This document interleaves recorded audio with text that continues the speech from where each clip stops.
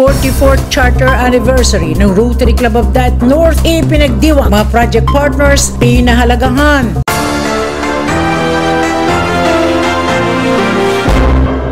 Ipinagdiwang ng mga miyembro ng Rotary Club of Daet North ang 44th Charter Anniversary ng kanilang organisasyon noong February 16, 2025 sa Blue Rock Events Place, Daet, Camarines Norte na dinaluhan ng mga Rotarians mula sa iba't ibang Rotary Clubs, mga project partners, Rotary Community Corps ng San Nicolas Talisay, mga past presidents ng Rotary Club of Daet North at iba pang mga panauhin. Isang programa ang inihanda ng mga Rotarians of Daet North sa pamumuno ni Magical President Joshua Armand Salan de Leon. 44th Charter Anniversary Tour. As seen 44 years ago, and each and every president and each and every Rotarian that graced the halls of our meeting venue, each and everyone that we call or used to call family, helped the seed grow.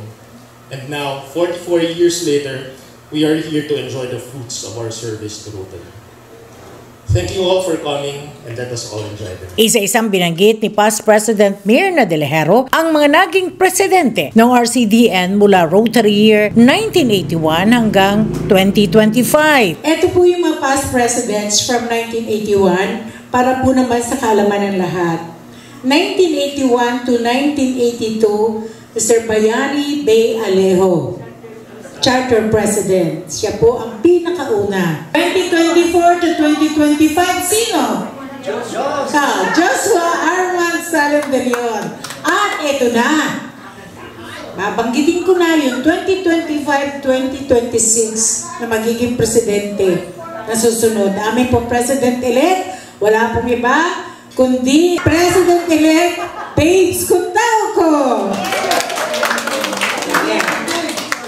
Kasabay din ang pagdiriwang ang panunumpa ng bagong miyembro ng Rotary Club of Daet North sa katauhan ni Attorney Fatima Pati Rojas Badaguas. Bago isinagawa ang panunumpa, ibinahagi muna ni past President Evelyn Salan de Leon ang mga dapat gawin at responsibilidad para maging isang Rotarian. You have been chosen to membership in the Rotary Club of Daet North because our fellow members believe you to be a leader in your vocation, and because you manifest those qualities of head and heart which fit you to interpret and impart the message of Rotary to those with whom you come in contact. You are the representative of your vocation in this club, and any contribution about educational value pertaining to that vocation must naturally come to us through you. On the other hand, you become the ambassador from us to your classification, and it becomes your duty to carry the ideals and principles of service to your work. Standards in business and professions. Sinundan na ito ng panunumpa ni Attorney Pati Badaguas kasama ang kanyang ina na si former Rotarian Fe Badaguas na isa ring naging miyembro ng Rotary Club of Daet North at nooy tinaguri ang kauna-unahang babaeng miyembro ng samahan.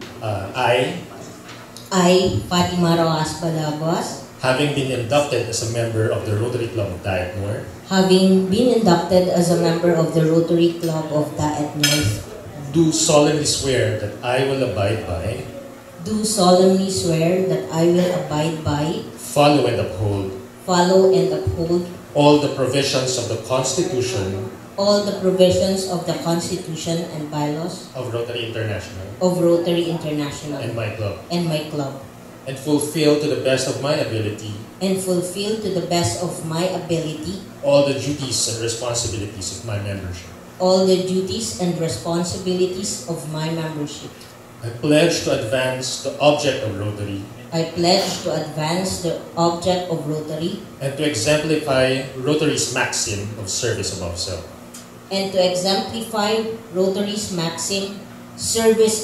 self. I further swear to promote awareness of the theme of Rotary International in the Rotary year 2024-2025, the magic of Rotary. Of Rotary International in Rotary Year 2024-2025, the magic of Rotary. All these I pledge freely and voluntarily, All these I pledge freely and voluntarily, without any mental reservation or purpose of evasion. without any mental reservation or purpose of evasion. So help me God. So help me God. Ladies and gentlemen, our newest member, Attorney Patty Badanos. Kaugnay pa rin ang pagdiriwang ng ika-44 na anibersaryo ng RC Daet North ay binigyang pagpupuri naman sina Past President Shelu Vergara, Past President Alice Paho, Immediate Past President Agnes Ubusan, Engineer Alan Ubusan, Assistant Governor Marisa Panotes at President Joshua De Leon sa pagbibigay ng $1,000 bawat isa sa Rotary International bilang Paul Harris Fellow for Rotary Year 2024-2025. Pinahalagahan din ng RCDN ang mga individual na naging partners and sponsors sa mga proyektong isinagawa ng Rotary Club of Daet North. Hindi rin kinalimutang purihin ng Rotarians of Daet North ang kabayanihan ni Salvador Unyok Oclares Jr. ng Barangay Bagasbas, Daet sa pagligtas niya sa isang babaeng muntik ng malunod sa Bagasbas Beach. Ibinuwis niya ang kanyang buhay sa kabila ng siya'y suspendido mano bilang lifesaver ng nasabing lugar. 1 year na po akong walang trabaho ngayon. Kasi nasuspindi po ako kasi isang kasalanan ng isa, kasalanan ng lahat. Ginungan ka muna. Hindi po. Automatic po, alam ko naman yung mangyayari anytime. So, kaya sobrang bilis ko po ginawa yung, pati pa ako po kumakampay na kamay. Kasi may surfboard naman po ako. Normally po, may surfboard ako pag nasa dagat ako kasi yun po yung pang-save ko ng buhay. Pagdating po sa Pabewang, pinasa ko na sa kanila. Sila na po yung nag-carry papunta sa station, then record sila. Naglaro na ako ulit, nag-surf na ako ulit. Okay na po yun sa akin kasi ko lang siya, okay na ako.